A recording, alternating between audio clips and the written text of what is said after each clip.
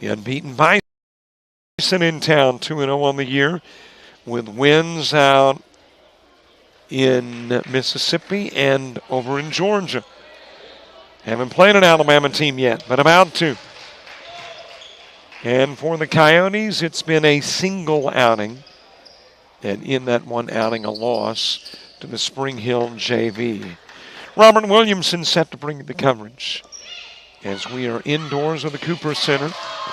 I probably need to warn you in advance that I am a one-man band, so get ready. Occasionally there's some sour notes. Okay, maybe even more than occasionally. Too often there's a sour note or two. But we'll get you the coverage as the Bison and the Coyotes tangle. Those 2 wins for the Bison, one in Georgia against South Georgia Tech, the other in Mississippi against Copiah Lincoln. I guess the interesting thing for me is that those are 2 schools for which I've done play-by-play. Do it for South Georgia Tech currently and have in the past for Colin. I know, no significance to the Bison or a Bison win, just interesting from my vantage point.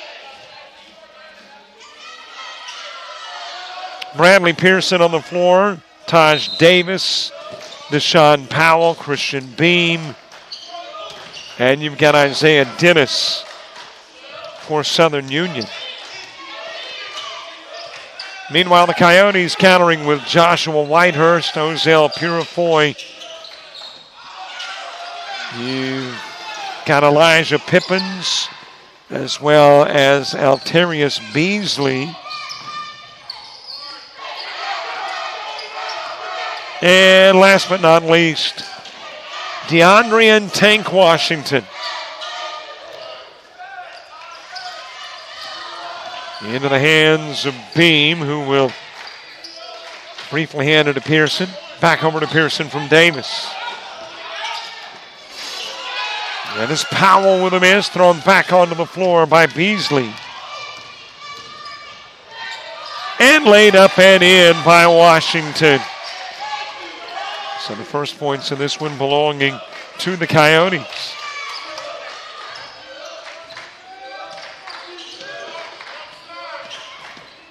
Perched above the Cooper Center. As that is laid in by Davis, but will the bucket count? There was a whistle and foul. The question becomes, is the whistle prior to or after this shot? And they're going to say the bucket did indeed count. I think the official indicated just one shot from the strike. If that be the case, then, yep, you got a 2-2 game. And there to try to break it apart is Taj Davis.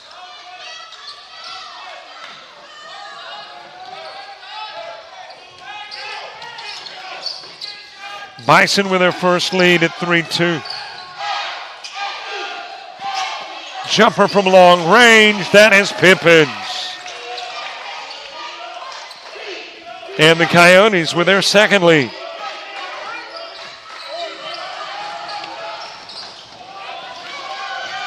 Stolen away by Washington, and Washington the lay-in.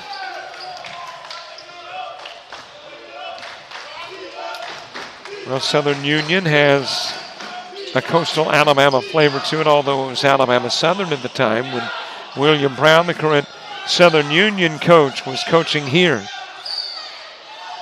Powell able to shove it over the rim. Turn it into a 2-point game. Chuck Taylor, I believe, now in his 3rd year here. And as a matter of fact, he was the, would it be the, not the predecessor, that'd be not the processor, that's something you blend fruit with. But he followed William Brown. Got a whistle down low, foul on the floor. By the expression on the face, it is Elijah Pippins, and that is indeed who committed the personal. Pippins, the freshman out of Atlanta.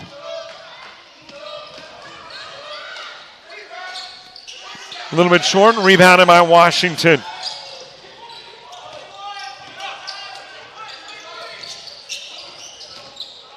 Bringing it from the corner is Whitehurst. Off the rim. Bison with it, taking it to the other end of the floor. The three from number 3, Dennis. And the Bison with a 1-point advantage.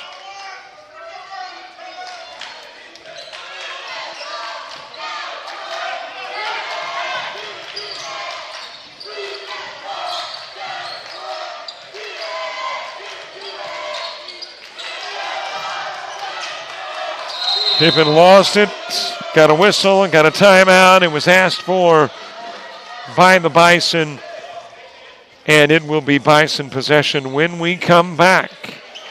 Your Tuesday night cap underway on JockJive.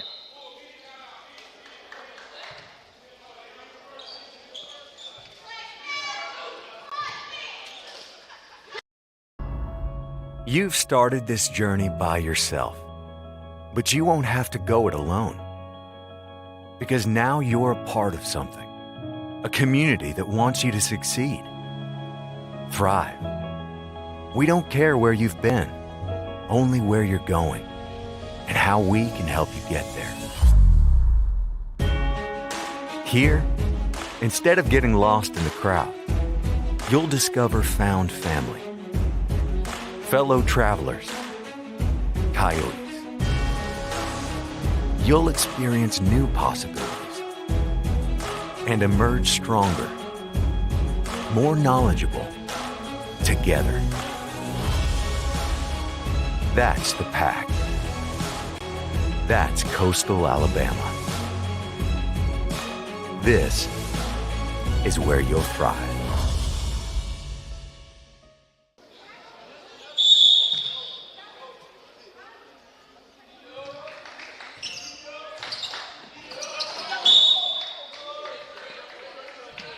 And will last touch Pippen before going out of bounds. Bison will still have possession.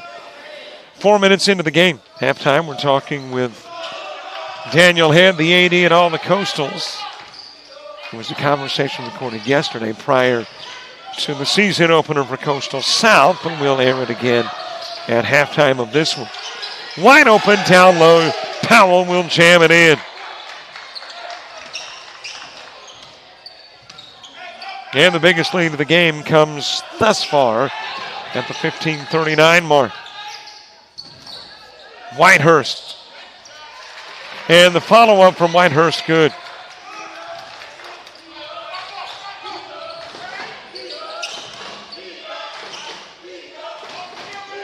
Beam handing it to Pearson. And then to Davis. Back over to Pearson. Dennis, who's already hit a 3. There's a long 2, a little too long. Tipped by Beasley and winds up in the midst of Coyotes and Bison. Up with it. It is Powell. Shot no good. Rebounded by Washington.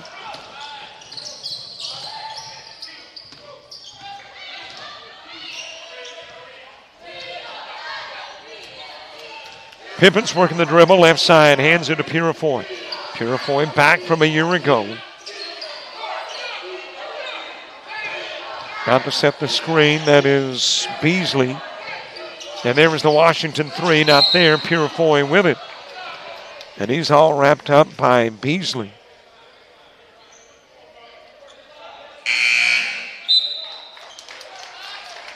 It'll be brought in from the baseline.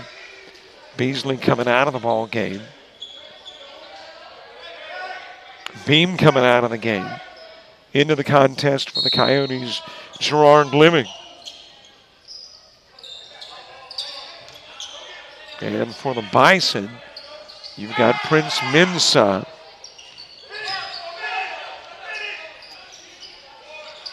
And also Trayvon Palmer checking into the game.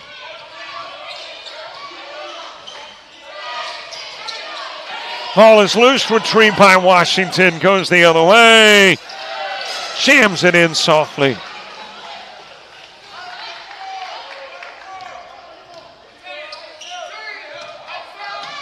Coyotes by 1.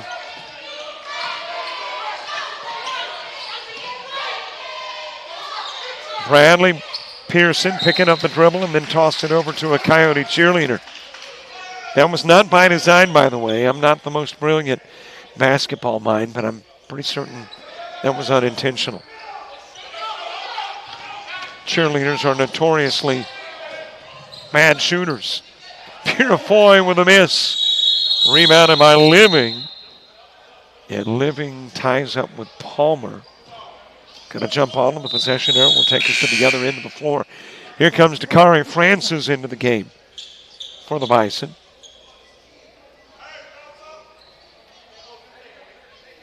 Okay, I don't know if cheerleaders are notoriously bad shooters. They may be awesome. But I do know that the cheerleader wasn't in the game plan. Over to Davis. Back out front, it goes to Francis.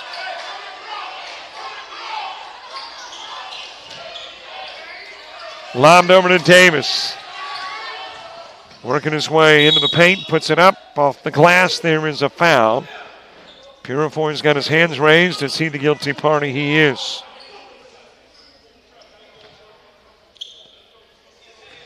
Palmer coming out of the game, set to enter is Grant Hickey for Southern Union. And set to enter for the Coyotes is Elijah Lewis. First of two missing for Davis. A 57% free throw shooter, averaging 13 points per game. Hey, by the way, we're looking for YouTube subscribers. We are now 29 away from 5,300. So we would love to have you subscribe. If you're watching the game on YouTube, there's a subscription button nearby. If you're watching on the ACCC Sports Network, there's not. And a walk. And Washington will hand it back over to the Bison.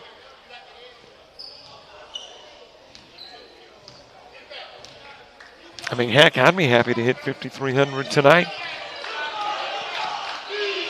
Plus, when you subscribe, you get access not only to games, but interviews, shows, and more. Tomorrow night, we record our, I believe, 7th JUCO Rush, all about junior college football, with a couple of guests.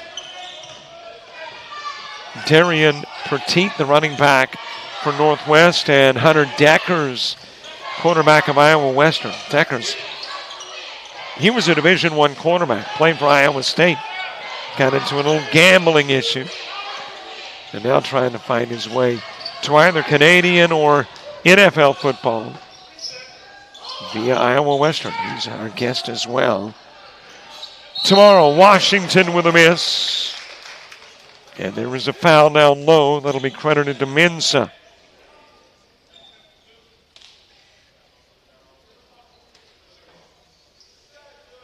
And Washington, an 80% free throw shooter at the line.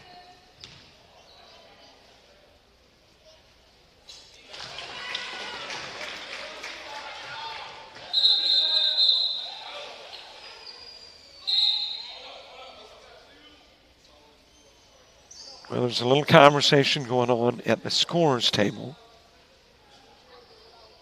And now the official taking a look at the scorer's book.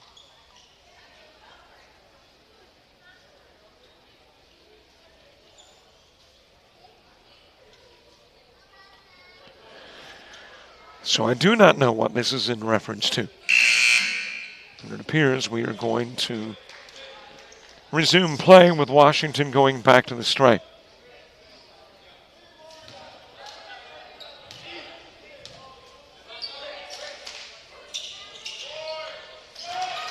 And we're knotted up at 13.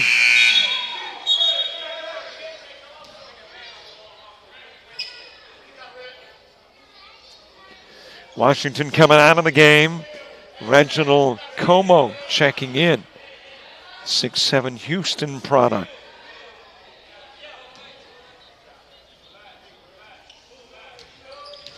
In play to Chris Foster now in for the Bison.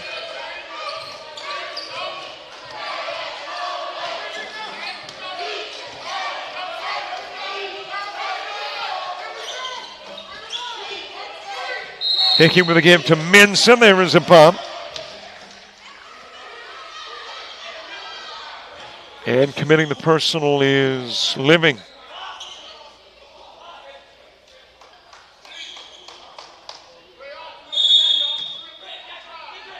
So it'll be put in play for the baseline. Dennis to do the honors. There is another whistle, though.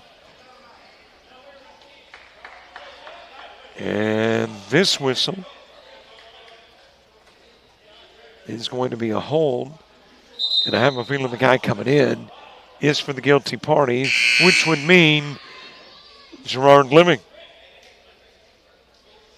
Going out, and Xander Stevens checking in.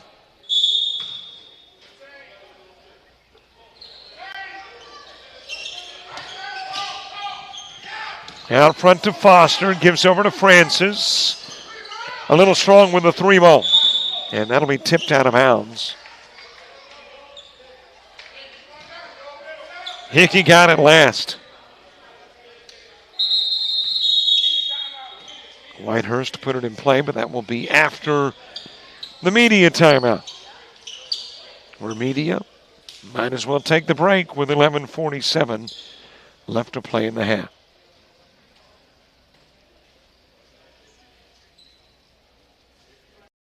You've started this journey by yourself, but you won't have to go it alone, because now you're a part of something, a community that wants you to succeed, thrive.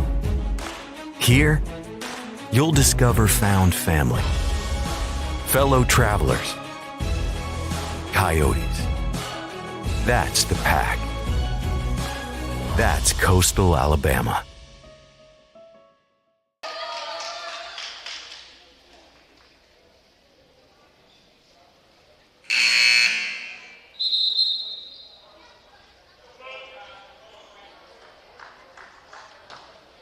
Well, enjoying some basketball in the stands here at Coastal Alabama North. I'm going to assume there is a little newborn in that blanket.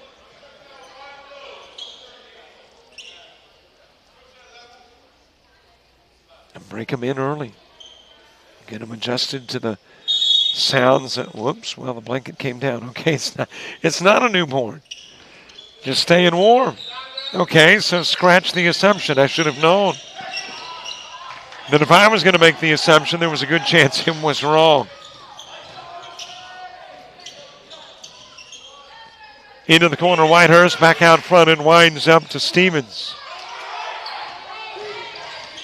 Lewis, Whitehurst, 3-ball short, Francis with it.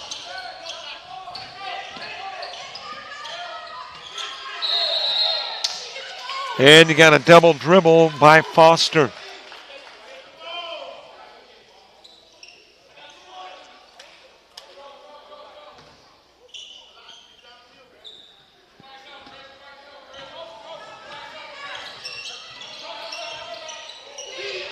In play to Pippins.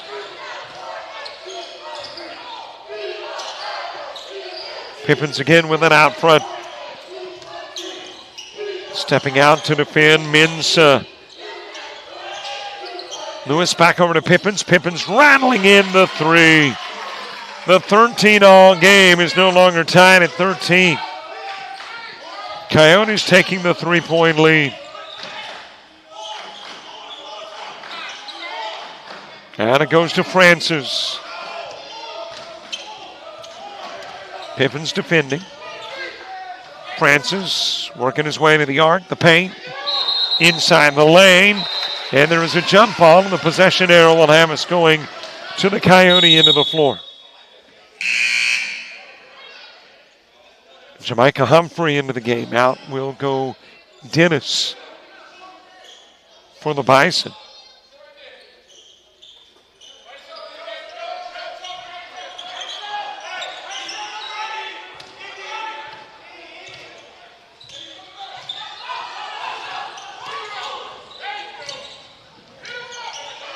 Into the corner, Whitehurst dropping in a 3. 3s on back-to-back Coyote possessions.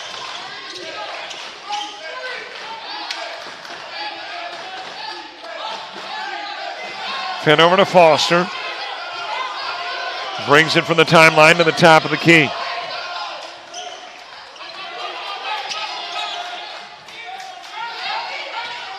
Over to Mensah. Mensah backs outside of the arc. Francis lost it. It is tipped over to Como. Como with the jam.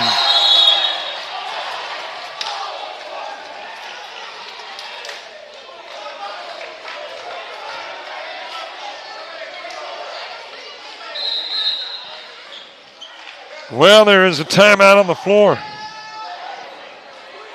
We'll take the break too. As Como, with some authority, jams it in, but apparently picked up the technical by hanging on the rim.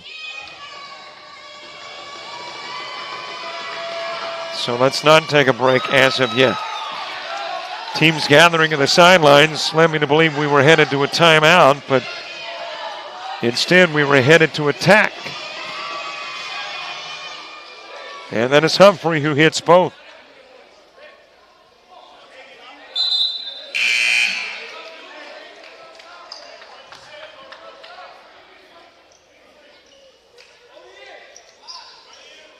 So Como jamming in the two, but got two from Humphrey on the tech. So I guess from a Bison perspective, it's all balanced out. Pippins with the rebound off the miss. Into the corner, Whitehurst. He's got another three.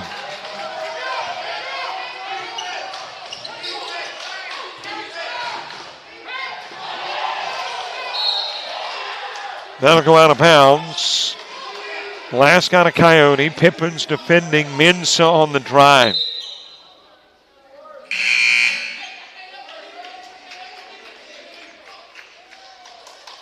Pippins coming out of the game, checking into the contest is Trey Durant. Trey Durant back from a year ago.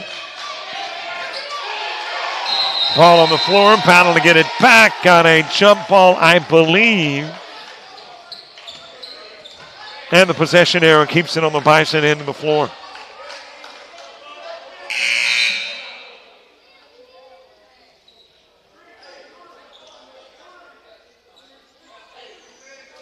Bison with possession, 10-point Coyote lead.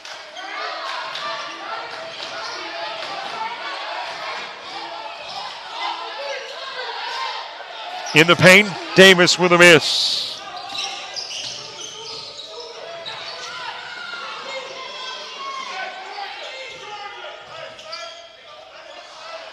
Down to Stevens, lost the handle on it. Then there's a battle to get it back and a couple of bodies on the floor and a whistle blown.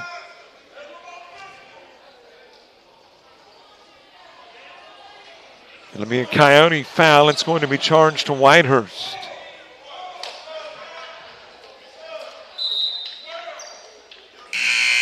And the Bison into the bonus for the rest of the half.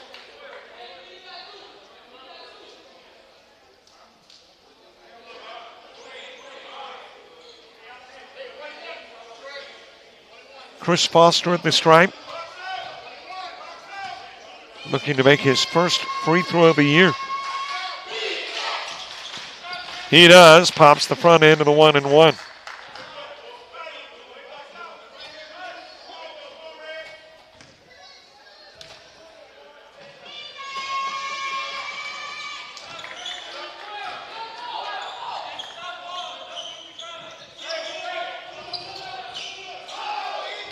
In play to Whitehurst. Durant back over to Whitehurst.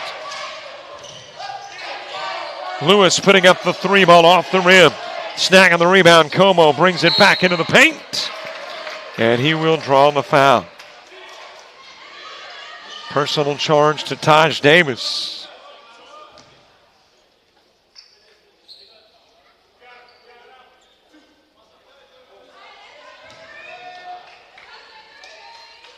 Como, 2 free throws this year. Made them both. Trying to continue the perfection.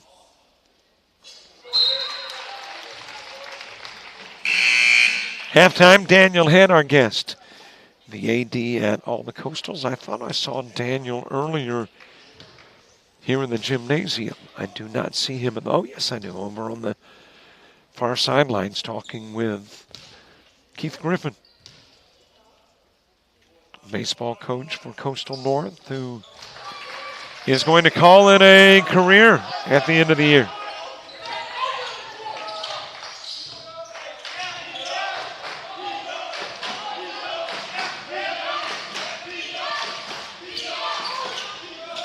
Humphrey with a feed, down low, shot block. Minsa trying to put it up.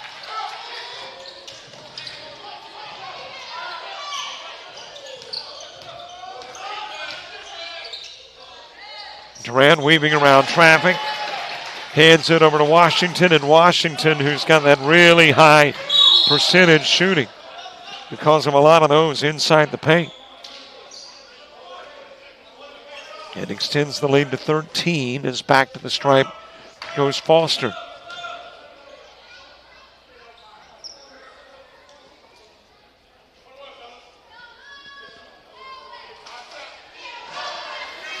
Foster shooting the 1-and-1.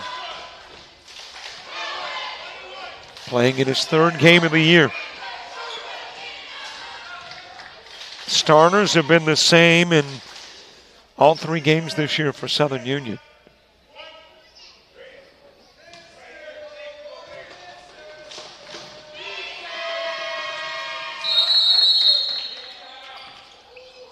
And after the free throws, we're going to the media timeout in an 11-point ball game at the 7:49 mark.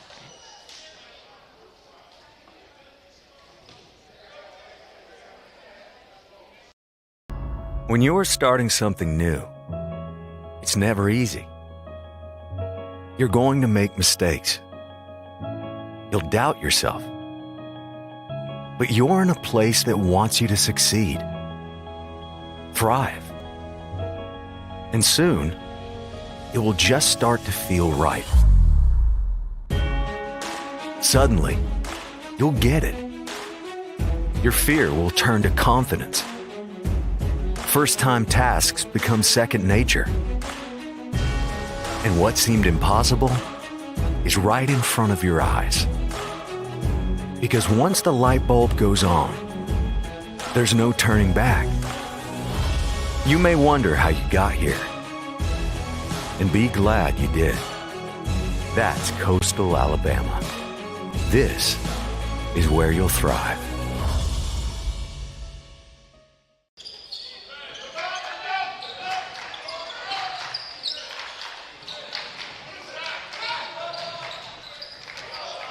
Pin down low, the intended target, Washington. The guy with it is Dennis.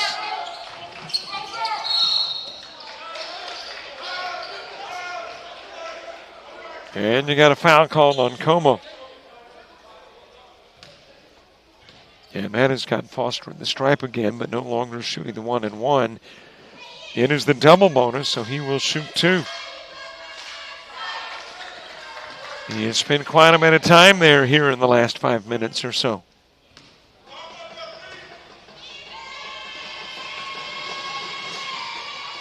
Goes 1 of 2, rebounded by Purifoy.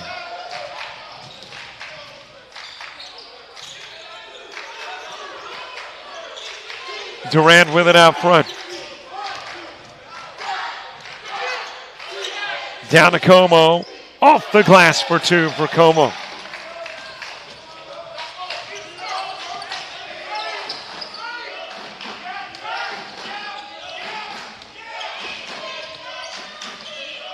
Inside the arc steps Davis, then fires down low. It's off the fingertips of Mensah. Durant's got it, going the other way. Lost it. Back to Foster. Como the block. And then Davis with Lewis all over him. And Davis will shoot a couple. And a trio of Coyotes set to enter the game, a solo act for the Bison. That's the first Davis shot. Let's see, it is Pippins, Stevens, Whitehurst into the ball game for the Coyotes, and obviously the Bison on the sideline is for the shooter. And then it's Pearson who will enter the game for Davis.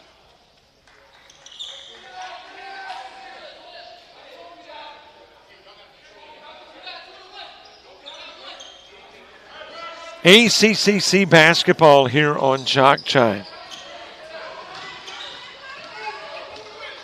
Again this year, the championship for Division I, Southern Union Division I school. Coastal North A Division II. Going to be at Huntsville.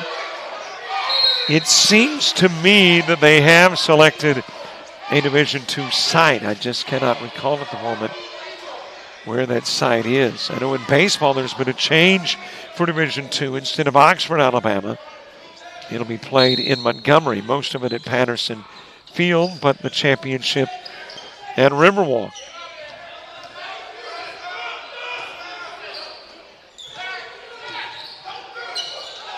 Jammed in with a pair of hands from Washington.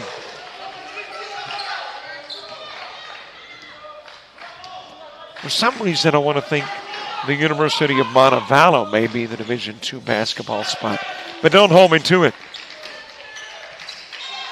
Pearson knocking down the three.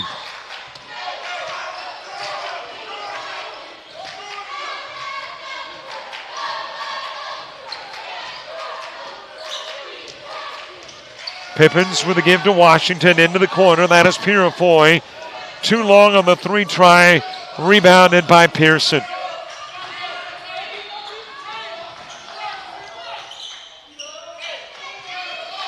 Foster gives it to Dennis. That's a Stephon Curry three. No good.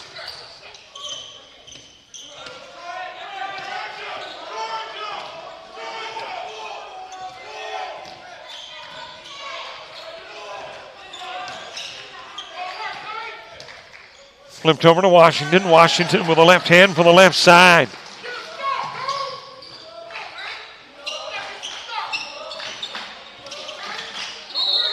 Ten-point game, got a touch and a foul. And that is going to be Washington. So Washington picks up the personal. Humphrey up the stripe. Hey, let me say hello, if he is watching, to Adam Slay of iSchool Sports, which covers Southern Union basketball, baseball, softball, soccer, a lot of sports. Great crew to work with. And Adam did some work for me last weekend, and I think he's probably like, I may never do work for Rob again. This is too much. But what a great job Adam Slay does covering Southern Union and sports there in the Roanoke, Wadley, what is that, the eastern part of Alabama.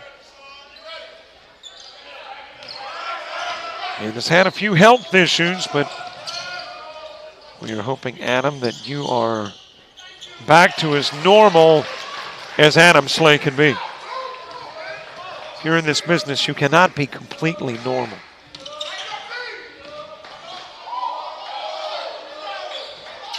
Got some Coyotes that thought that Pinsa walked. Thomas dropping in the two, his first of the game.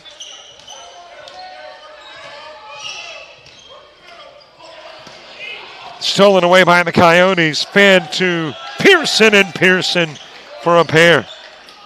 And all of a sudden, it's a 6-point game. Purifoy feeding it over to Stevens. Stevens with a miss, and then stepping out of bounds is Thomas.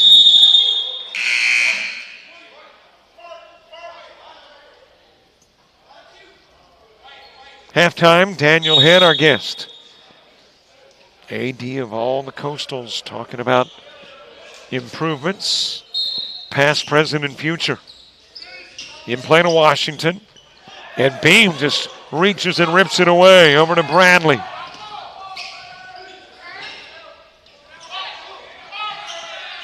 Into the corner, Dennis, short on the three. Whitehurst with a rebound.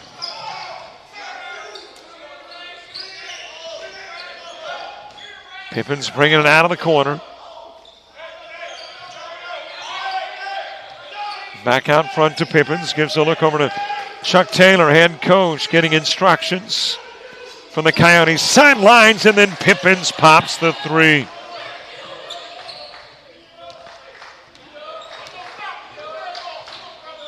Adding a little more comfort here late in the first half. Stolen away by Washington, and then there's bodies on the floor. And the officials are apparently going to discuss which of the two do you call it on. There were two, one Bison, one Coyote.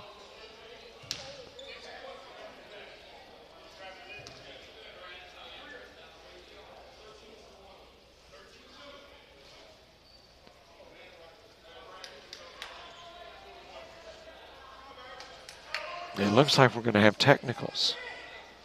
I thought I heard the officials say that someone grabbed someone about the neck. Well, I guess the grabbee, and not the grabber, would be the guy shooting free throws, and that is Joshua Whitehurst. I am not sure who the grabber was.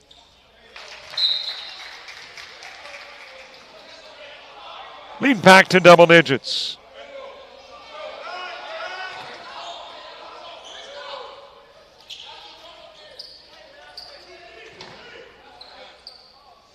And the Coyotes with possession of the basketball as well. So an opportunity to rebuild that lead almost in its entirety.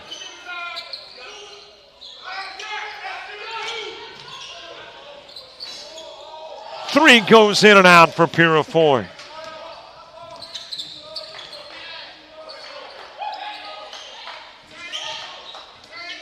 Thomas back out front to Foster.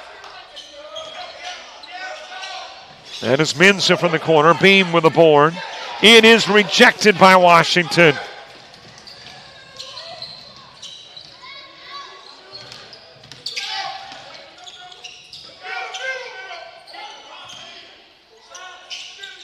Fed into the paint. Excellent ball movement, resulting in two from Stevens.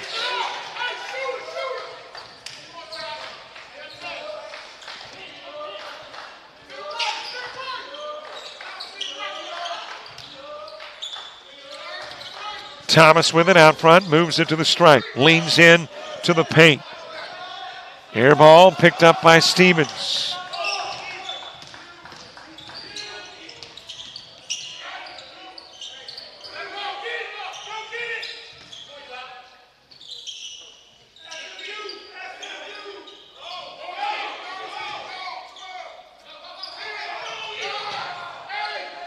Back over it goes to Purifoy, putting up the three ball. Whitehurst.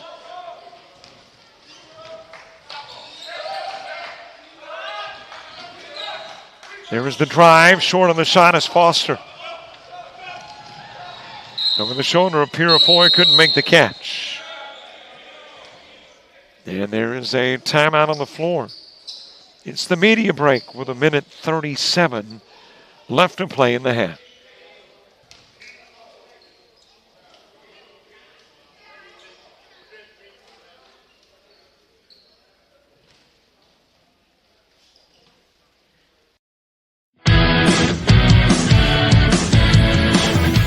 Frustrated. She's having trouble with her defensive player.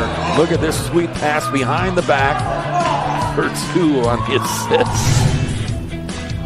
And that one is hit on a rope to center field. Watch that one. And it is, oh, what a great diving catch by the center field. And in that game, it was basically a running back by committee. I mean, you had a lot of guys carrying the football. Is that the protocol for the upcoming season for the backfield of Jackson State? It's a really nice pitch to get the ground ball double play. Second one. 6-5 is your final. Championship t-shirt that fills the East Georgia advances to the championship game. There, by the way, is that tandem I was talking about earlier. To your left is Daniel Head, the athletic director. To your right is Keith Griffin, who is the baseball coach at Coastal North, but will wrap up his, at least junior college career this year. Washington laying it in on the other end of the floor.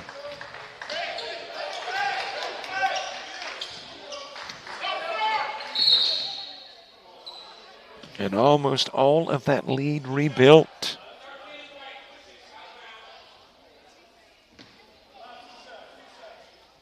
Got a push by Lewis.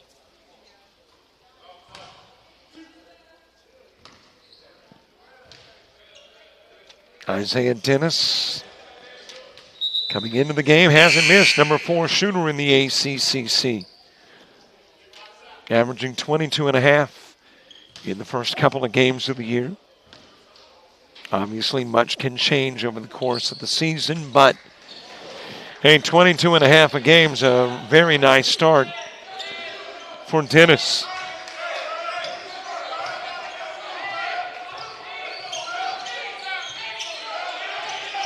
William Page now in the game for the Coyotes.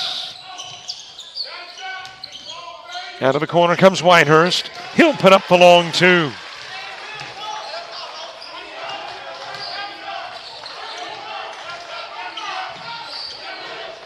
Drive to the glass, and reaching in is Page to grab the arm of Palmer.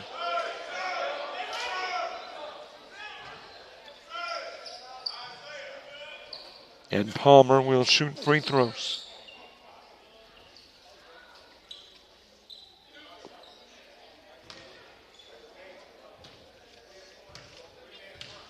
According to stats, Palmer did not play in the opening 2 games for the Bison. In now and misses the first of 2.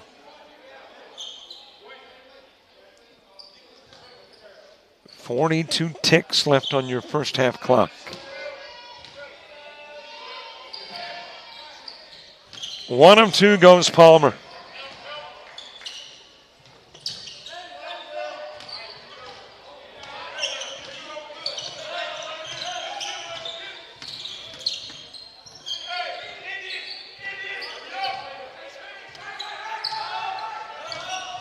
Page with it out front.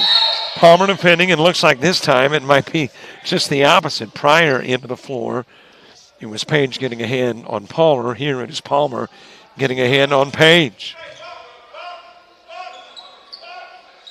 Difference is the Coyotes not quite into the bonus.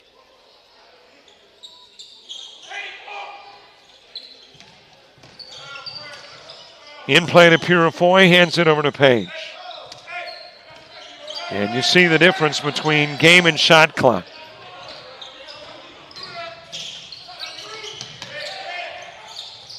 Over to Washington. That is Whitehurst with the drive and the lay-in with the left hand from the right side. And there was a foul, as Chuck Taylor was saying, no foul.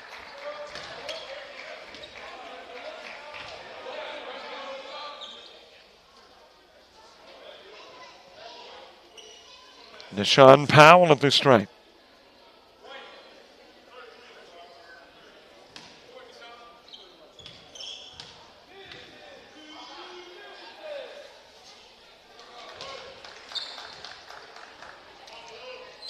So he hit the bucket, the and one as well. And we are done with a half of basketball. So it is halftime. And at the half, the Coyotes find themselves up by 13.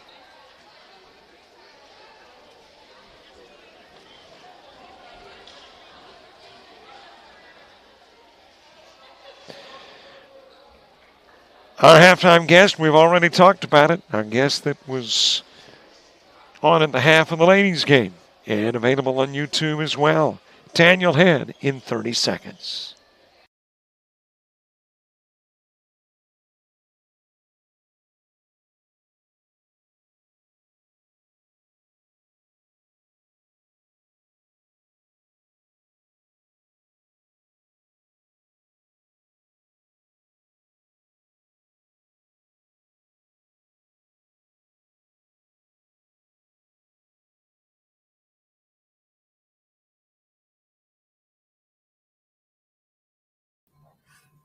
Great to have with us as our guest again at halftime, Daniel Head, the athletic director at all the Coastals. Coach, it's been a while. Well, I guess last year since we last talked, and the way things are moving quickly there at Coastal, a lot has changed. Man, it's just if you're not willing to change, you need to jump off the side. I tell you, it is progress here at Coastal Alabama in our athletic department and college wide. We have a new leadership team that has been brought in this past year with a new president, Dr. Aaron Milner, and vice president, Dr. Lonnie Burnett. Aaron Milner was the superintendent of Saraland City School System for a long time and built a very, very successful school system there that flourished in academics and athletics. He understands what it takes to be successful, and we're proud to have him on board. And then we brought in Dr. Lonnie Burnett, a longtime educator, and just retired as president of University of Mobile. So we have two strong leaders in place here at the college now, and we're just excited about the future. If there's something new every day that we're talking about or doing, and it's just a great time to be a part of this athletic program in this college. Enrollment's growing. Our teams are just continuing to flourish and have success, and we're just proud and thankful for all the resources and all those that work so hard to make us what we are. Let's talk about two of the things that obviously I noticed because I go there. One is you got AC at Assembly Hall on the campus of Coastal Alabama North in Bruton. Man, that it is nice. And I like the nostalgic feel. I know new is really nice, and I love Jack Robertson Arena, but I also like that nostalgic feel on the campus of Bruton. So with the AC there, that has really made things nice. Oh, yeah. It's been a great facelift in Bruton. Like I said, it's an old gym. The bones are old, but and it wasn't very nice for a while. And over the last couple of years, we've really enhanced, the infrastructure. Like I said, with an AC system. I mean, who would have thought in 2020 a college gym doesn't have air conditioning? And over the last few years, we've been able to get that in place, and that's been great. And we've also kind of customized the gym to kind of be a volleyball type gym. So it's really helped with the program. That's kind of their place there. And they're just coming off a great year this year. And so we're really proud of that. And the players are proud to have a place that they can have some pride in the coaches and in the community. And, it's a holistic effort, and, every stakeholder involved at the college supports that. And we're just proud to have nice things. Well, I am very familiar with old bones, so I'm glad they're not just tossed out. In this case, new and improved. Yeah. All right, let's move to Coastal South, and Jack Robertson Arena took a big facelift. Man, that's a gorgeous facility, and not just from an aesthetic standpoint, but there again, it's that technology and the sound system, and it's great there. Right, it is a beautiful place. We had the ribbon cutting unveiling this past August, right at the beginning of school. Had kind of a grand opening, pep rally, and that was great. We had a packed house. The community came, had a lot of students, a lot of members of the community, and it was a great night for everyone to come in and check out the new arena that's been so talked about over the last couple of years. So this is, we finished our first. We had a volleyball season that just finished up this fall, and we got a chance to to showcase our volleyball team in the new arena, and it was great. And we're excited about opening up the home schedule for the 2024-25 basketball season tonight with our men's team here in Bay Minette playing the University of Mobile JV team. So that'll be a fun night and a great way to kick off the season. What is next from an improvement to athletic facility-wise for any of the Coastals? We have a few things going on. Actually, we have on the current things that have been approved. We are about to start breaking ground any day on a new baseball stadium in Bruton. They're the defending Division II state champions, and that they've done a lot there with little as far as resources. The facility was old, outdated, hadn't had a lot of tender loving care put in it over the last 20, 25 years. And so it's time to do something there. So we're going to demo the current bleachers, press box area. Then we're going to build a grandstand with new press box, chairback seating, wraparound bleacher seating. It's going to be really nice. It's going to have a brand new concession stand below, restrooms, official locker rooms. It's going to be a really, really nice junior college stadium that fits that campus and that program there. And we are really proud of it because that is long overdue there in Bruton. There's been a lot of success there in the history of the program, a lot of championships won there, a lot of former major leaguers and things that's come through. And so we're excited and honored to be able to give back to that program and see it kind of go through a facelift to get it modernized and take things to the next level and build off the success that they had last year. Now, you say the construction could begin any moment. So does that mean the facilities will be under construction for the start of the baseball year in the spring?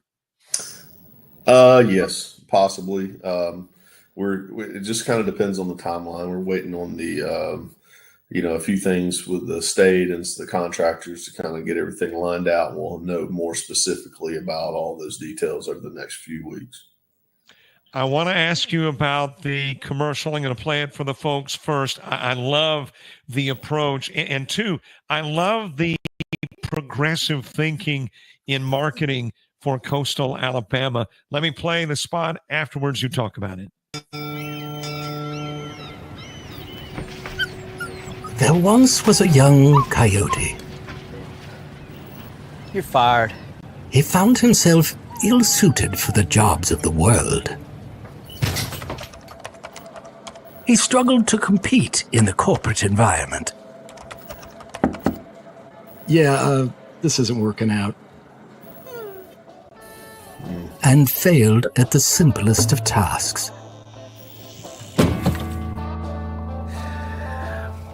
I think I'm going to have to let you go. No matter how hard he tried, his coyote hands were just not meant for regular jobs. That guy is fired. Until one day, when he was hired for the perfect job.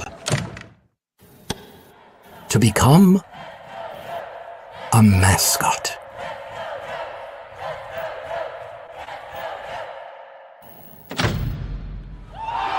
And then he found the place where he could thrive.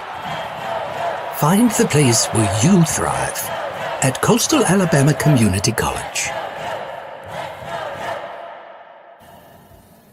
It is a great spot. And, it's awesome, man. I get chills every time. And my first question is, where did the creative thinking come from? Standard thinking is you've got a particular vocation that you want to push or an idea you want to push, and that's what you do. But in this particular case, you were able to pull in a mascot and really turn it into, again, a promotion for the campus. So where did the creative thinking start? Well, I woke up one morning. It was like 2 a.m. I was having this vivid awakening moment. And I said, what can we do? What? I'm lying. I'm just kidding. No. I had nothing to do with it. I was thinking that there could be a little more to this story. Yeah, that's not my strength. I'm good at my strength is allowing other people to get out of the way to allow other people to create. That is with our marketing department, PR department, Lloyd Wing. Man, he has just been off the chain with all of this marketing, with our new branding. I mean, every time I go to his office, he's like, check this out. We got something new. And it's just like, man, when you just don't think it can be any better. And I'm keep my mouth shut, but we have another layer of this stuff coming out in a few months that's going to blow it all away too. Just from a branding marketing thing that we're going to be kind of featuring next year. So it's rolling, man. Our marketing department and their partners are just they're on top of their game. Put together a great video last week for NJCAA Day, and they featured a member of our student athletes from each campus. But this commercial is cool. Like I said, every time I see it, it just kind of like, man, it kind of, when you hear him when he does his arms up, comes out, with it's like kind of gives you chills, and it's a pretty cool environment. So, tip my hat to those guys. They're just amazing in what they do, and I'm lucky to be able to just ride their coattails to help them do some things to promote our department. Well, let me give you a tip of the hat, though, because, there are a lot of folks that don't know to step out of the way when it's something that maybe they don't have the expertise in. Yeah. To let the guys in this particular case who know how to market put stuff together. So I think some kudos there to you as well. Isn't that, though, kind of an indication of the mindset at Coastal Alabama? It is a more, at least comparatively speaking, a more progressive mindset. Right. We want to be the leaders. I mean, that's our focus from a college. That's our president's message. I mean, he is a strong leader, and he wants to be progressive and out front and not reactive. We want to go ahead and be proactive and get ahead of the game and think strategically. And, it's just like coaching. I mean, when you get in a situation, you got to figure out how you can separate yourself from the opponent or whatever. So you got to always be open-minded and, and allow people to bring creative new ways to doing things and be open-minded to learn and what works and then go out and utilize your strengths. And that's what our team's done here at Coastal. I mean, it's just a great team effort. Everybody's on the same page. We all want to grow together. We all have a vision for what this is going to look like. And every meeting we have, the vision gets brighter and more clear. And it's really cool. This didn't even work. Like, it's just cool seeing all of our student athletes come together and get behind this, and our coaches on multiple campuses and faculty and staff. This has really been a unifying thing with the rebranding and the chemistry at the college and the support is really starting to show. And we're proud of what all we have to showcase. In our limited amount of time, we're airing this at halftime. We got to wrap it up, but I want us to talk again because I know you got changes coming baseball-wise at Coastal North with Coach Keith Griffin stepping aside, and two, a progressive mindset in kind of making that smoother transition. So let's talk again. Thanks, Daniel Head, AD at Coastal Alabama, for being our halftime guest. Hey, thank you, Robert, for this partnership. Another year. This is just a great thing we've got going. And, hey, basketball season's on us. I feel really confident about all four of our programs, our two women's programs, our two men's programs. They've got a lot of, we got a lot of experience back in a couple teams, and we got a lot of new faces and names and a lot of talent. And so it's going to be a fun year, and I'm excited to get it tipped off tonight at home and here in Bay Minette, and then see how it all progresses. So, thank all those that are coming out to watch us online. And if you get a chance to come out to the games, come see us. Daniel Head, AD at the Coastal Alabamas, thanks so much for being our guest. Thank you so much, Robert. Have a good week.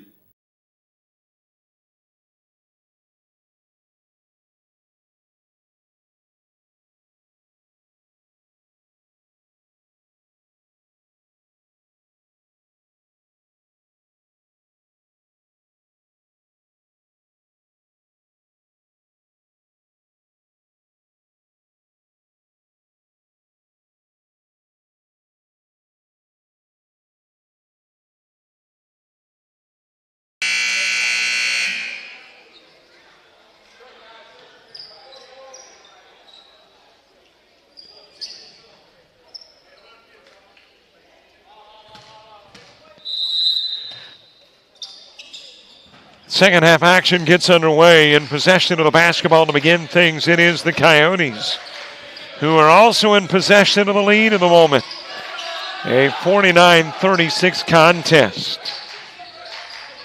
And great to have you watching tonight's coverage. Thanks so much. Fed inside and dropped in by Beasley. And the Coyotes will start the second half scoring. Dennis putting up the 3 ball. He's the guy that started the first half scoring from long range for the Bison, and he will do the same in the second half. Drive and a drop in. That is Purifoy.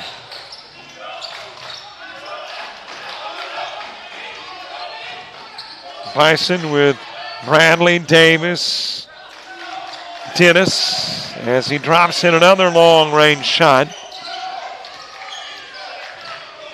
Powell and Mensah on the floor.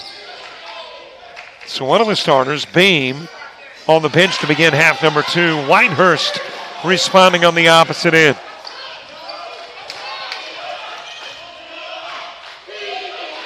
And for the Coyotes, you've got Beasley, Purifoy, Whitehurst, Pippins, and Washington.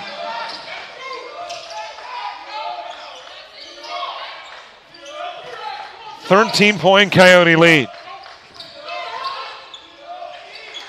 Powell giving it outside to Dennis, and boy, he's just lighting it up from long range. That's 3 to begin the second half.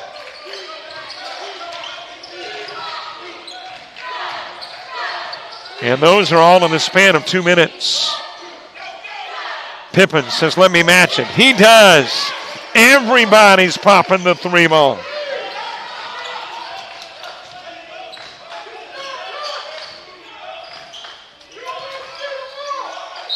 Top side it goes to Pearson. And he hit the 3, but there was a foul. That was an offensive foul on Powell that nullified the 3. William Page coming into the game. Pippins will come out for the Coyotes. Wow, at this pace, Southern Union's going to score more than what they've averaged, 90. And North is definitely going to put more up than they did against Spring Hill, which was 69.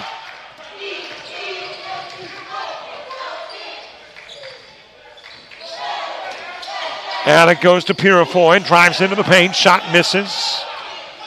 Board snagged by Davis.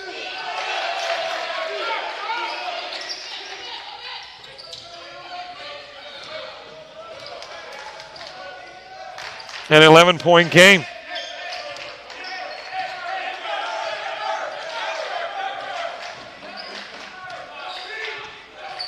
Page topside, standing on the whisker of the Coyote mascot. Handoff given to Beasley. Over to Whitehurst, left open for the 3, off the rim. And the 30-second violation has got it back into the hands of the Bison.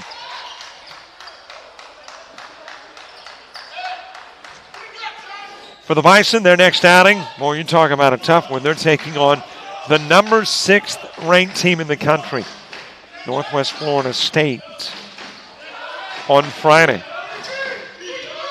Meanwhile, the next venture onto the hardwood for the Coyotes is also Friday. It was originally a Thursday game, but that's now been moved, I understand, to Friday at 6 p.m.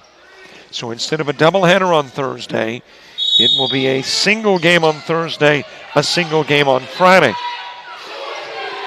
3 ball is dropped in by Pearson. It's an 8-point single-digit lead.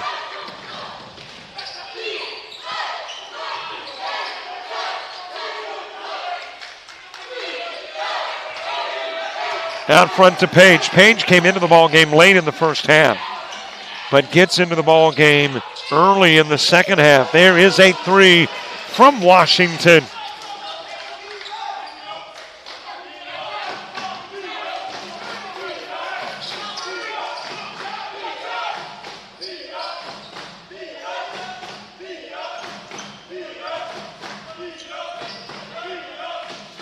Back it goes to Powell.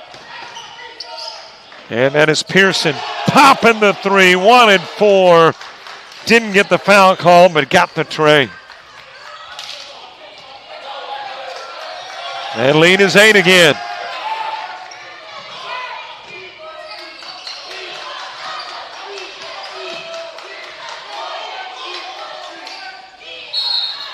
Fed down to Beasley. Beasley trying to back his way in. Got fouled. And let's see which Bison did it. Dennis did. And Beasley will go to the strike.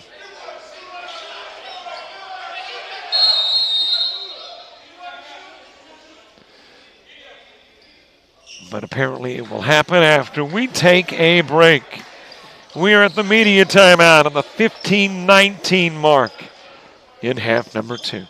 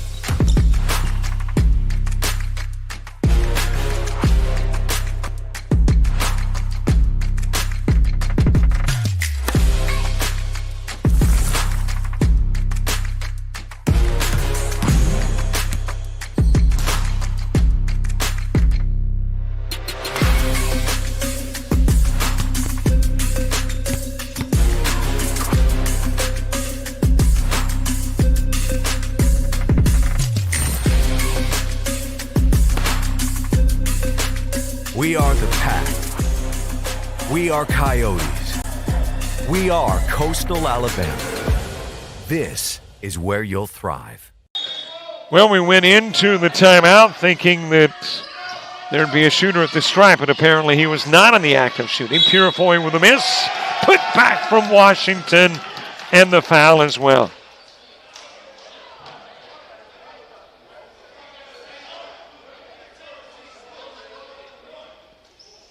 Washington looking to add one more.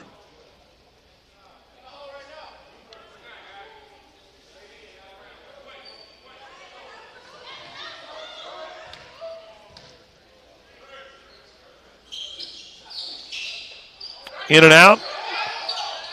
Rebound, Beasley, and Beasley.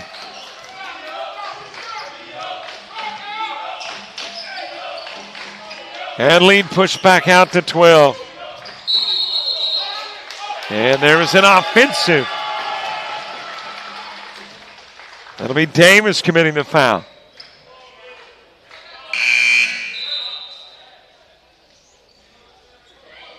Coyotes to put it in play from the baseline on the opposite end of the floor. Southern Union, as I mentioned, a D2 in the ACCC. You've got your D1, your D2. Coastal North is a D2 squad. So this is an out-of-conference. Well, it's, I guess, kind of an out-of-division.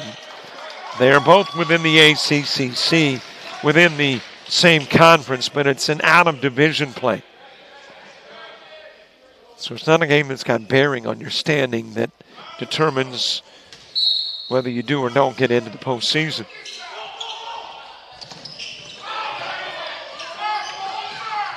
Purifoy to Washington, back over to Purifoy. Fakes the toss into the corner to Durant and drops in the long two.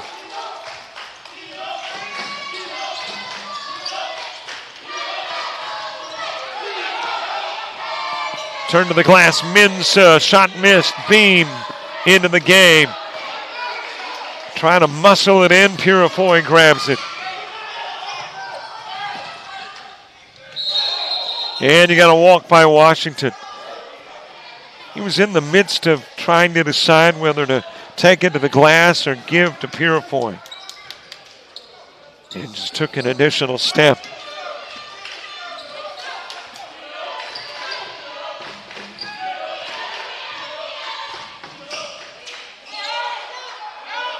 Mensah gives it to Davis. Davis for three.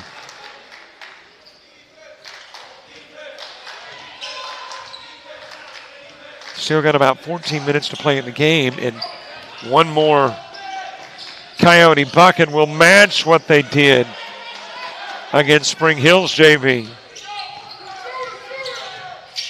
They've cranked up the offense. Washington committing the foul on the Mensah trip in.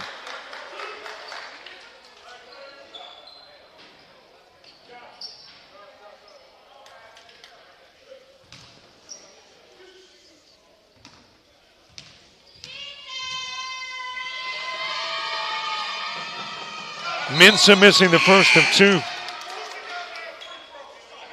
He's still looking for about, right at 29 new subscribers to our YouTube channel to hit 5,300. If you are watching on YouTube, don't mind, kind of reaching over with a mouse, clicking and subscribing. If you're watching on the ACCC Sports Network, well, when you think about it, later on, game shows, interviews, and so much more. Mensah, the miss, wrapped up by Page. Purifoy trying to get the jam. Stolen away by Whitehurst. He'll lay it up and in.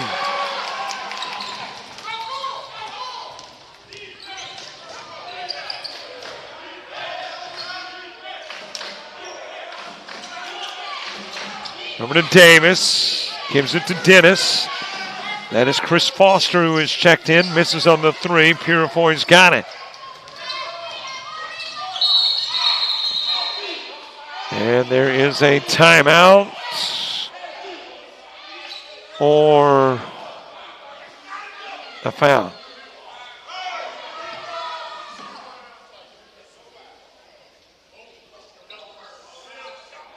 I think it might have been a double foul.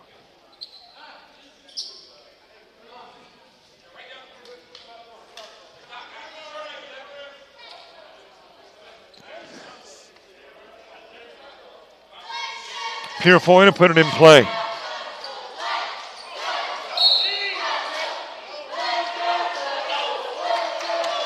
And now you're going to have a foul called on Gerard Living. Well, there was a little bit of a bump. And immediately after the bump, Dennis just took off for the charity strike.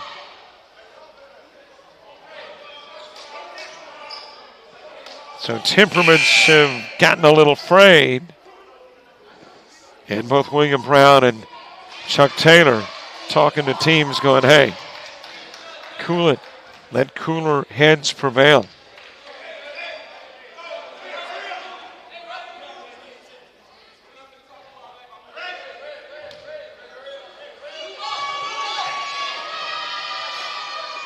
Dennis making one of two.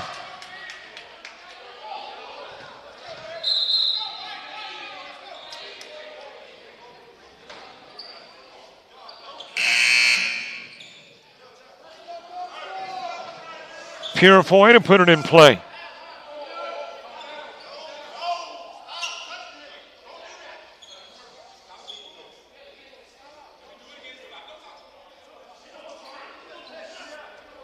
Well, there was a little touching going on, and Washington just kind of stepped in as a coach on the floor going, don't touch it.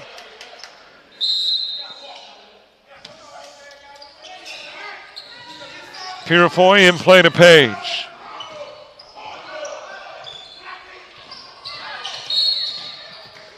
And there is another whistle.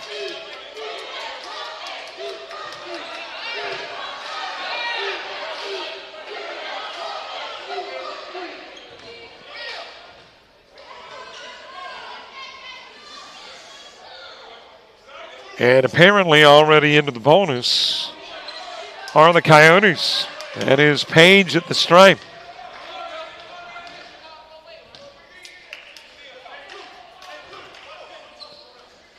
William Page, a couple of points tonight.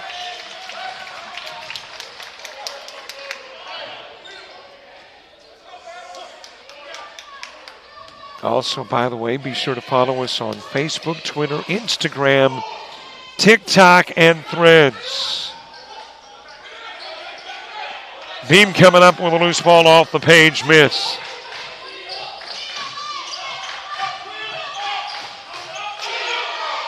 Jumper from Dennis. It's an air ball retrieved by Beasley. Page pushing it to the other end of the floor. Nearly went backcourt. Able to get rid of it to Washington. Out of the corner comes Purifoy. Throws it away. Foster's got it on the Bison end of the floor. Fires over to Beam on the floor once. Little sky hook not there. And Purifoy committing the foul as Mensah tried to go back up with it.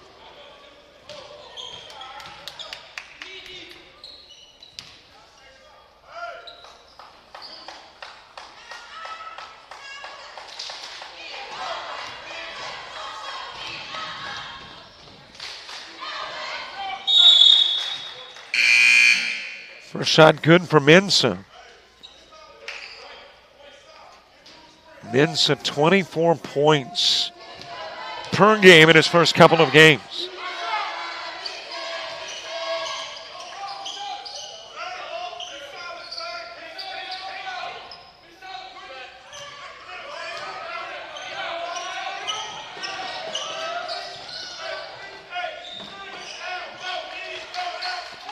Page just inside midcourt. Fires out to Washington. Launches the three off the rim. Grabbed by Davis. Back it goes to Davis. Spin move around Whitehurst for two.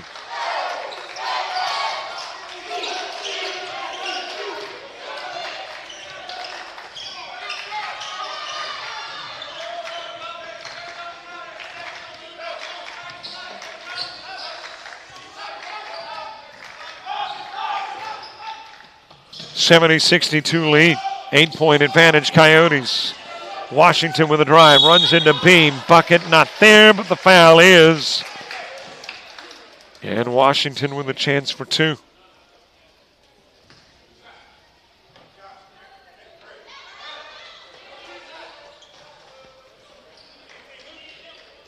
Well, again, a heads up.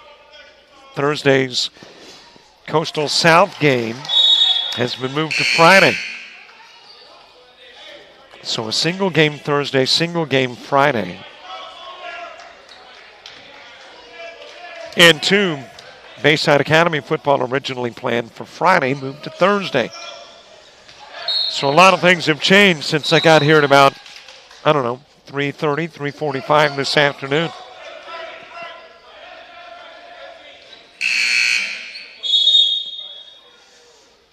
Beam back into the game.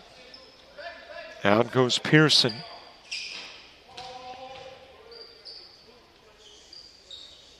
Eight-point Coyote lead. Still more than half of the half to go.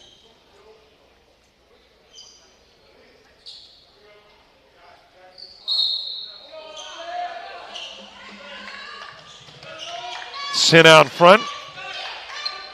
Xander Stevens checking into the ballgame for the first time in the second half. And that'll be dribbled out of bounds by Page.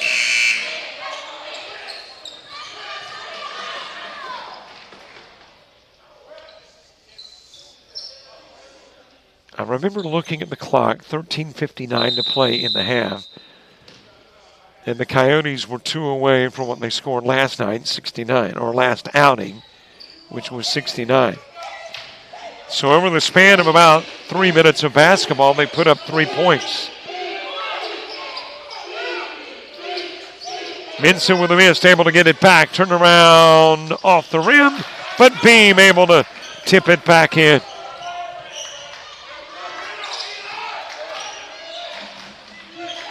And that lead gets a little narrower.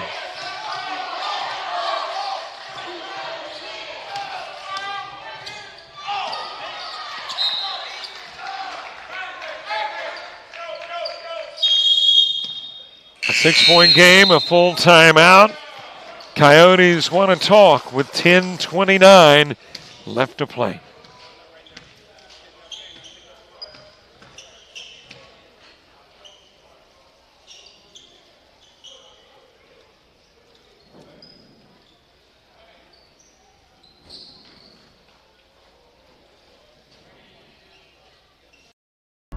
When you're starting something new, it's never easy. You're going to make mistakes. You'll doubt yourself. But you're in a place that wants you to succeed, thrive. And soon, it will just start to feel right. Suddenly, you'll get it.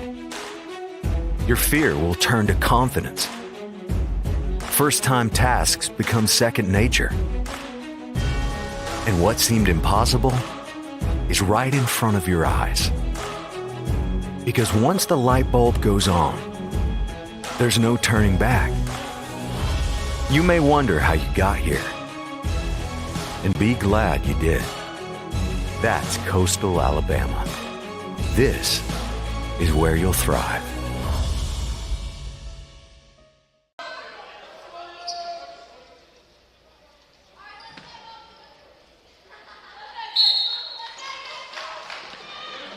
Minson to put it in play as we get out of the Coyote timeout in a 6-point ball game.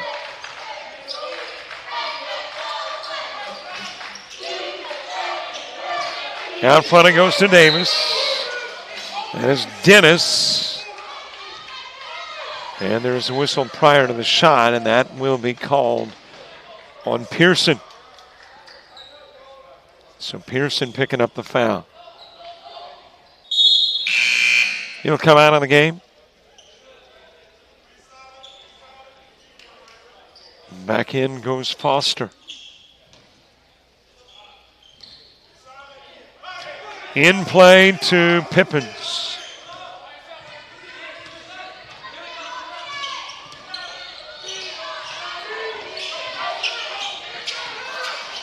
Pippen loses it out of bounds. Did get, however, Davis before heading out. And Davis going, "Are you sure?" Asking the official, "Are you sure it was me?"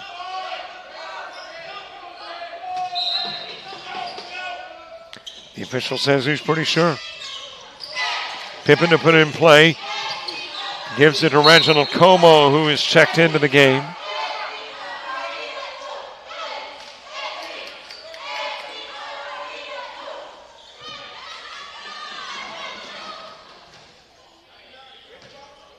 And the Coyotes into the 1-1.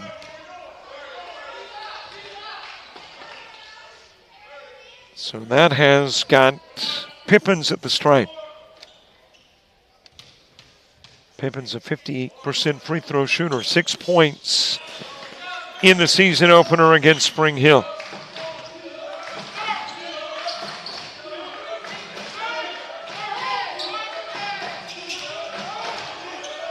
Beam backing his way in, got a reach by Como. Como is 6'7". Beam has got at least 3 inches on him. So Beam's got to be in the 6'10" neighborhood.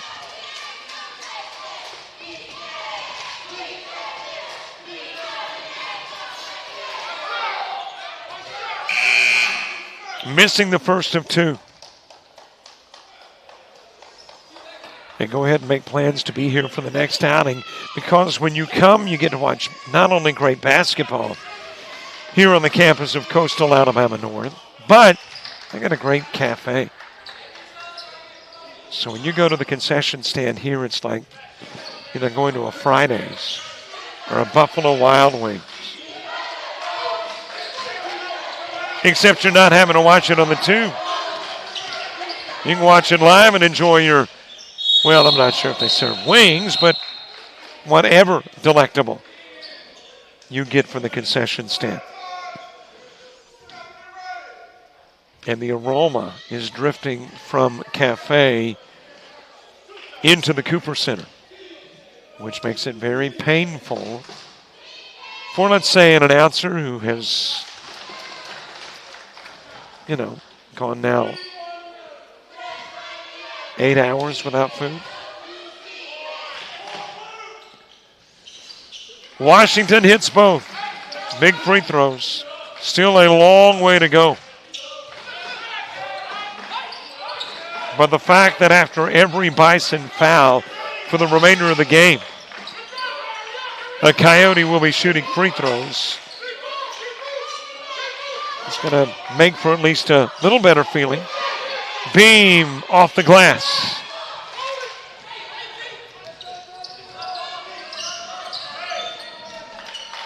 Inside 9 to play, as Pippins will bring it down the floor.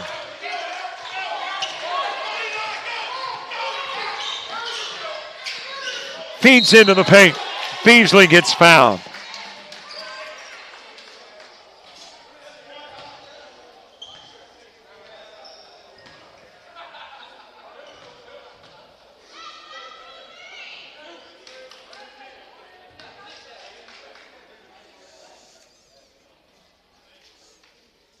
Altarius Beasley, number 2 in the conference early, hitting 86% of his floor shots. 12 points in the season opener. At the stripe, trying to extend it to a 9-point lead.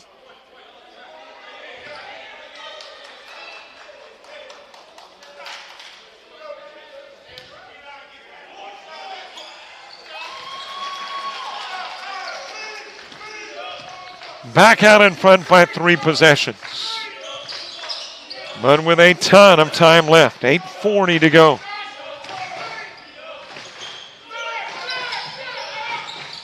Powell picking up the dribble, looking for a little help. Finds it in the form of Foster. Foster now saying, hey, how about a screen? That is swatted away by Washington. Pass intended for Mensah.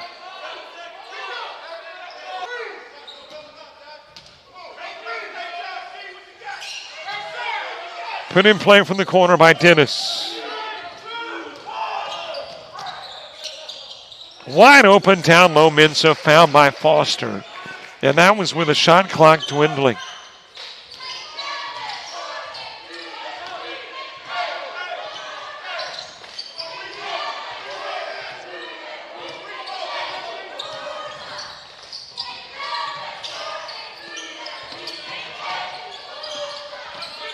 Over to Whitehurst, brings it into the paint, sucked in the defenders and fed it over to Washington, who lays it in for an easy 2.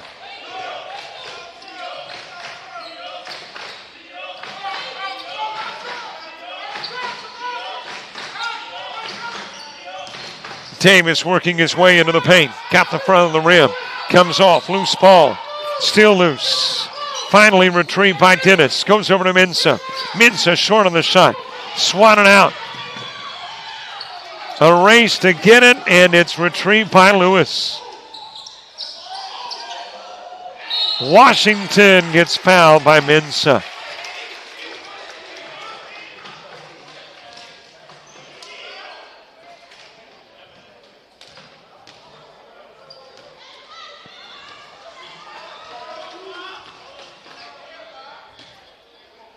Washington shooting in the 7:17 mark.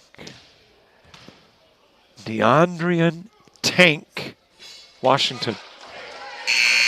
Would love to know the story behind the nickname. We'll have to get that from Tank.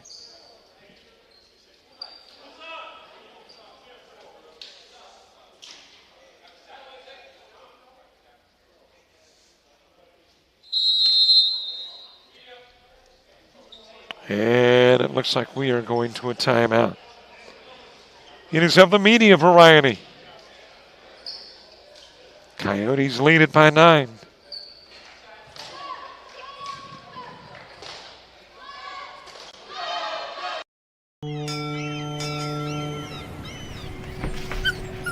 There once was a young coyote. You're fired. He found himself ill-suited for the jobs of the world. He struggled to compete in the corporate environment. Yeah, this isn't working out. And failed at the simplest of tasks. I think I'm gonna have to let you go. No matter how hard he tried, his coyote hands were just not meant for regular jobs. That guy is fired. Until one day, when he was hired for the perfect job. To become a mascot.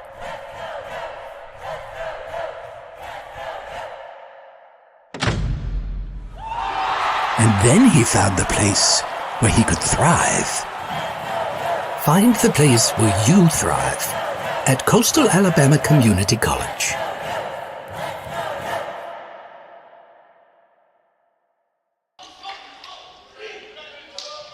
Washington with a miss, the second of his two. As we get back to the action nearing the 7-minute mark. Francis into the game for the Bison.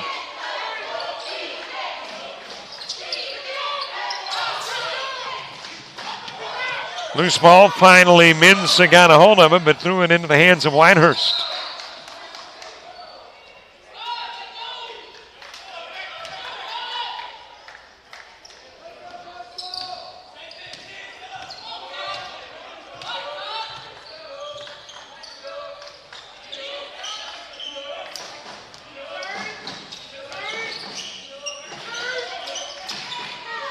Handed over to Minsa. Minsa into the paint. Back into the game is Living defending. That is Whitehurst missing on, check that. That is Davis missing on the three with Whitehurst defending. Pippins with the ball.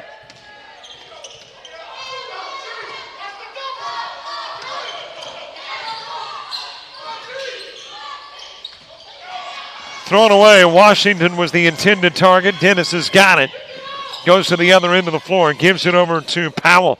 Powell sidesteps Living and draws the foul.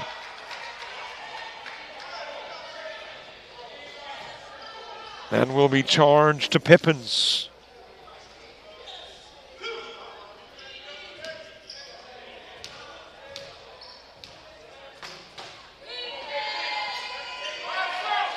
Powell shooting two.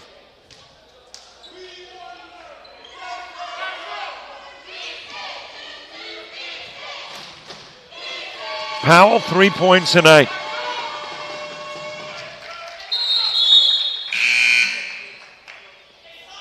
Here comes Purifoy back into the game.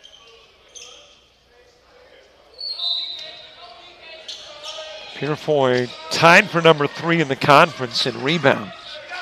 He's not the tallest fellow on the floor. At 6'3", not the shortest either.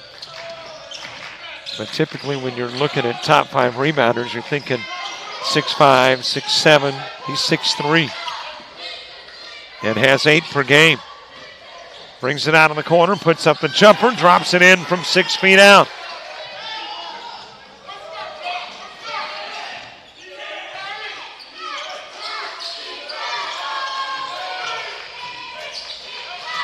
Minsa getting around Living. Shot will miss. There is a foul. And let's see if Living did it. He did.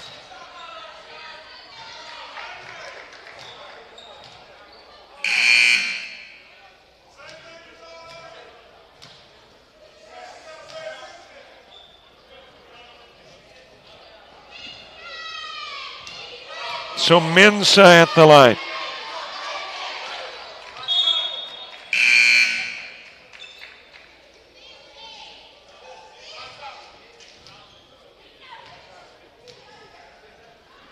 .5:26 left.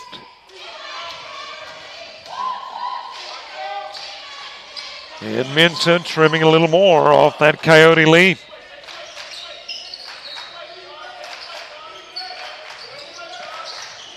In play to Whitehurst.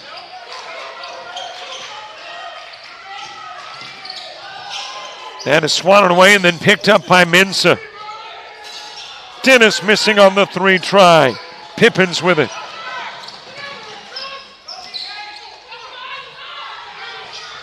Open down low, off the glass, won't fall for Beasley. Purifoy able to snag the rebound. Flicks it down low. Missed again by Beasley.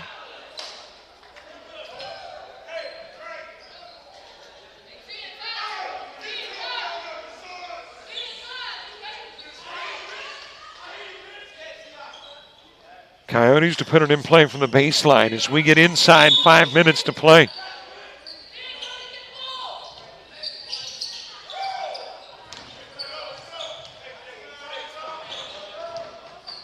Down to Purifoy.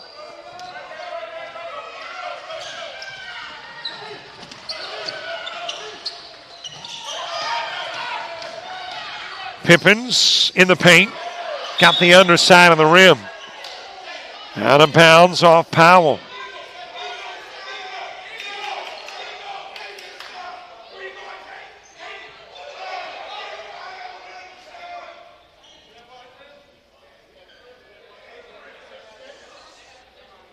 4.5 to go.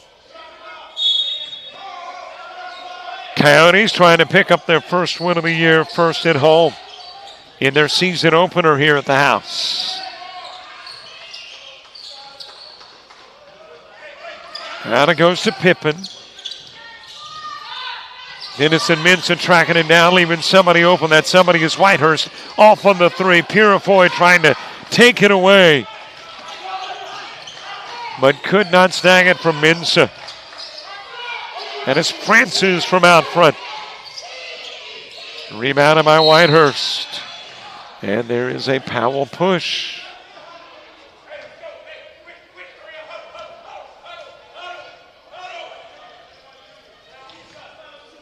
And we head to the other end of the floor.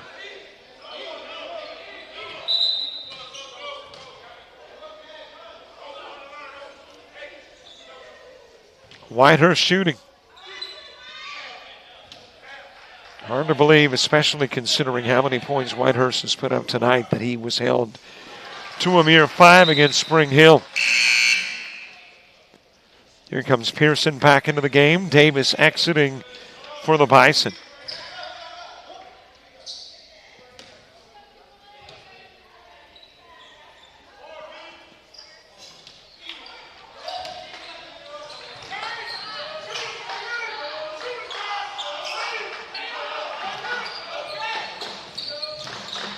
Time not a huge concern in the moment for the Bison, but it will soon become noticeably more concerning. Fan of Washington in the paint. And Whitehurst gets bumped by Powell.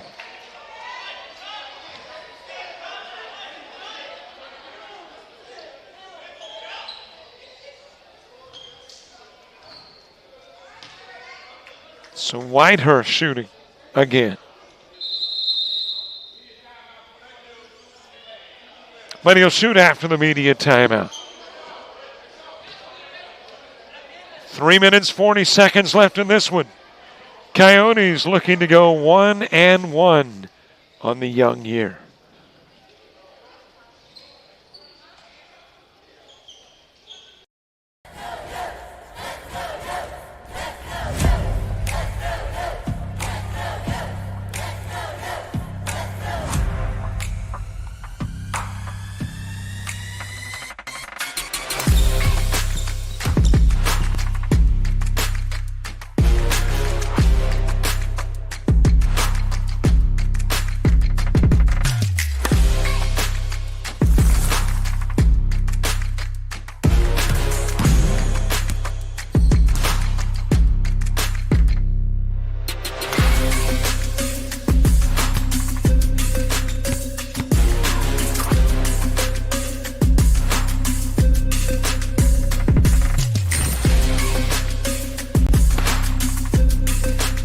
We are the Pack. We are Coyotes. We are Coastal Alabama. This is where you'll thrive.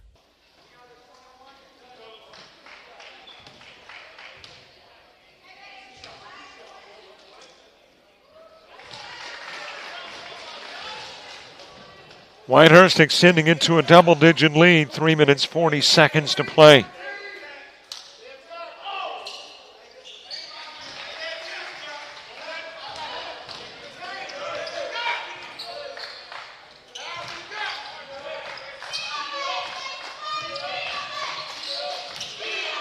Mensah, Foster with the assist.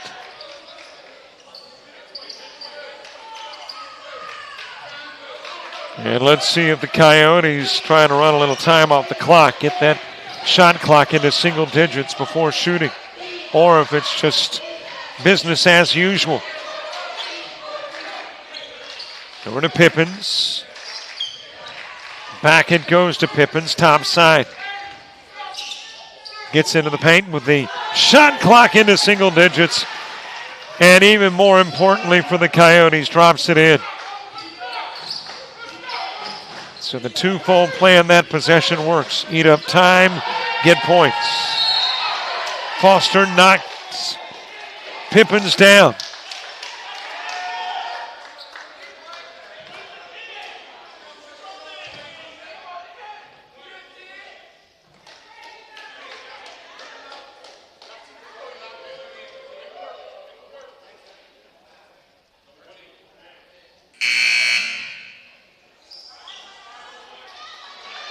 11-point lead. Pippen trying to make it 13. 2 minutes, 44 seconds left to play.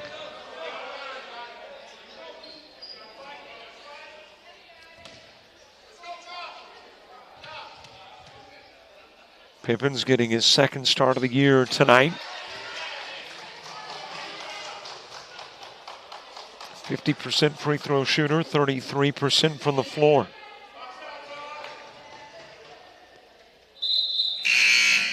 A 62% shooting free throw team in Coastal North.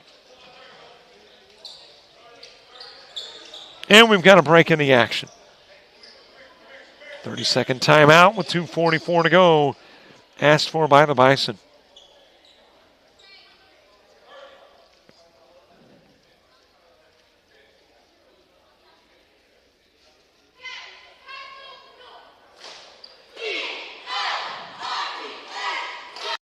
You've started this journey by yourself, but you won't have to go it alone. Because now you're a part of something, a community that wants you to succeed, thrive. Here, you'll discover found family, fellow travelers, coyotes. That's the pack. That's Coastal Alabama. Chuck Taylor in his third year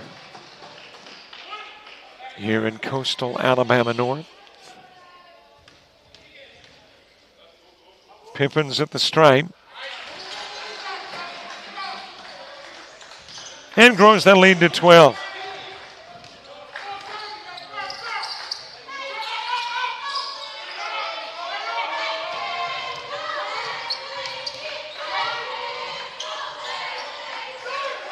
Laid in by Mensah.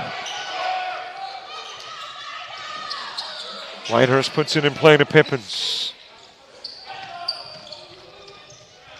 Stevens with a handoff to Whitehurst.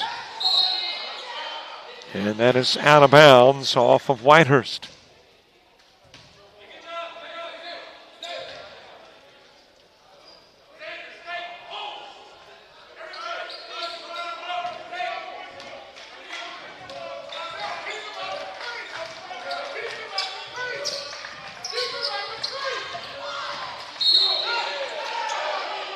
Davis's bucket won't count. Foul on the floor prior to the shot.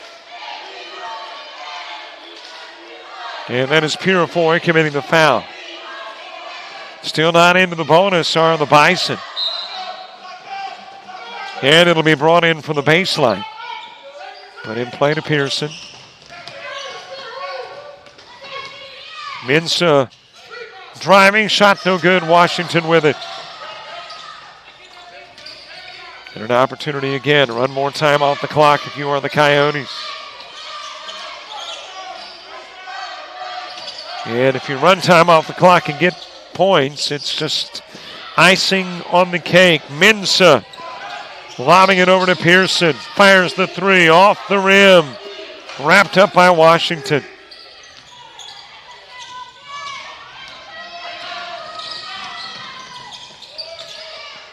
Washington, short Davis with it. Dennis off the rim. Mensah with a putback. And the Bison have drawn to within single digits, prompting a William Brown timeout.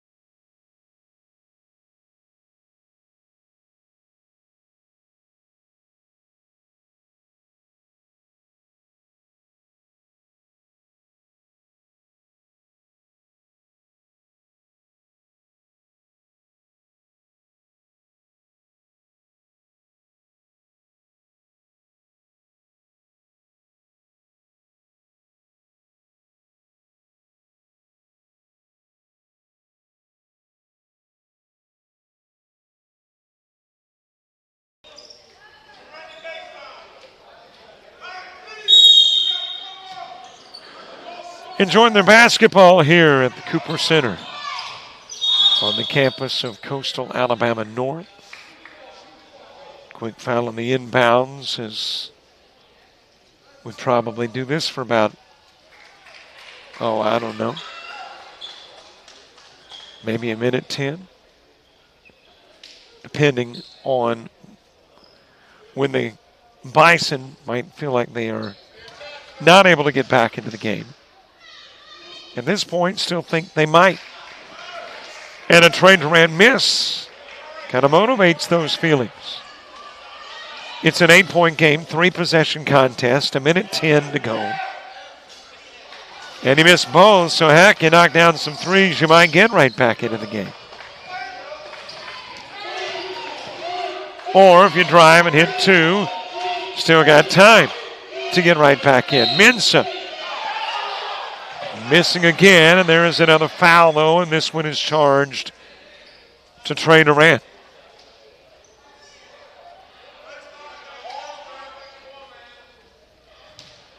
So if you are the Bison, you love this. You go to the free throw line, getting a chance to shoot with the clock stopped. And then, more importantly for the Bison, you hit it, you score. You slice something off the lead. And if you hit this one, you've made it a 2-possession game.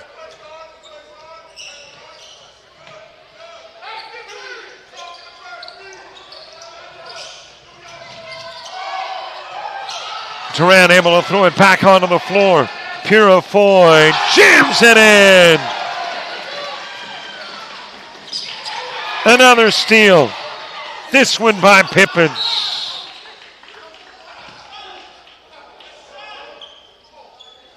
And when the Bison looked like they had gotten back into the game, within 6,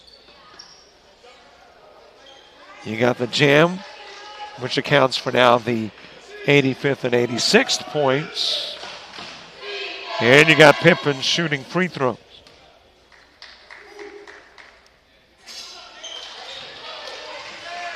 .3 possession game.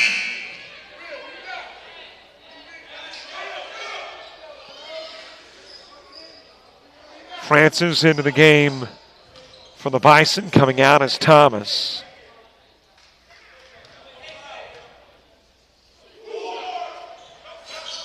Pippin with a couple of misses. Mensah's got it.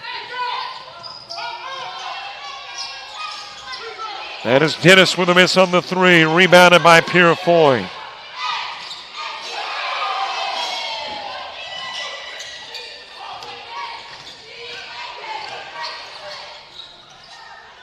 Mensah able to drop it in.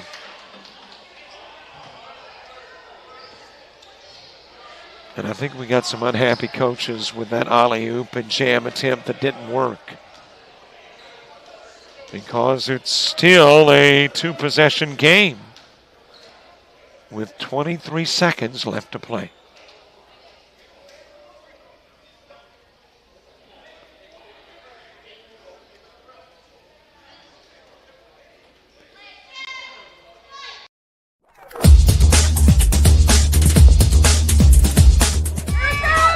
Just about all White Jones County. Diving catch it, shortstop. Gross.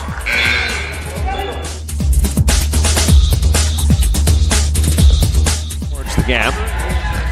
Diving catch in center field by Ben Aklinski. There is a shot towards deep short. Craps got it. Long throw over, and he got it.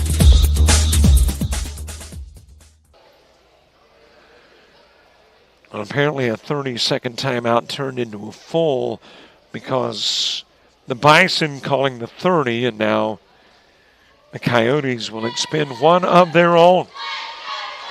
So that gives us an opportunity to talk about some of the stuff coming up here on JockJive involving the Coyotes.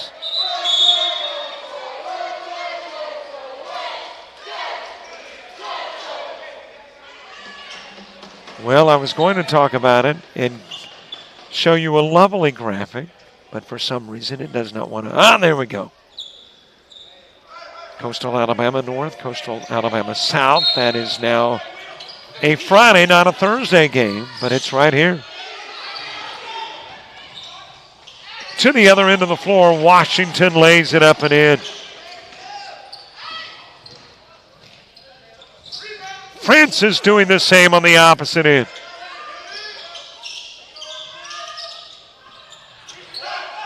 In play to Whitehurst.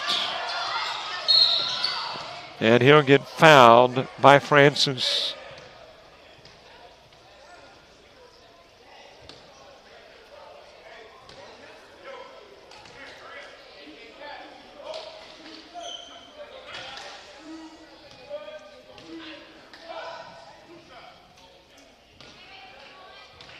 It's been a big night for that young man, Whitehurst.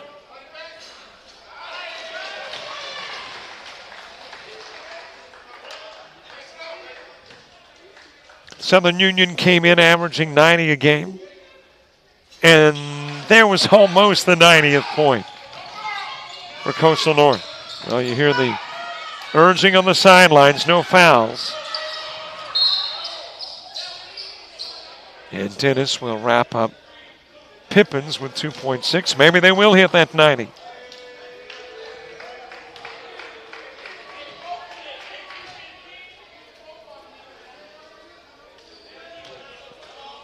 So Pippin's back at the stripe with 2 seconds to play. Southern Union about to absorb their first loss of the year. Coyotes about to pick up their first win.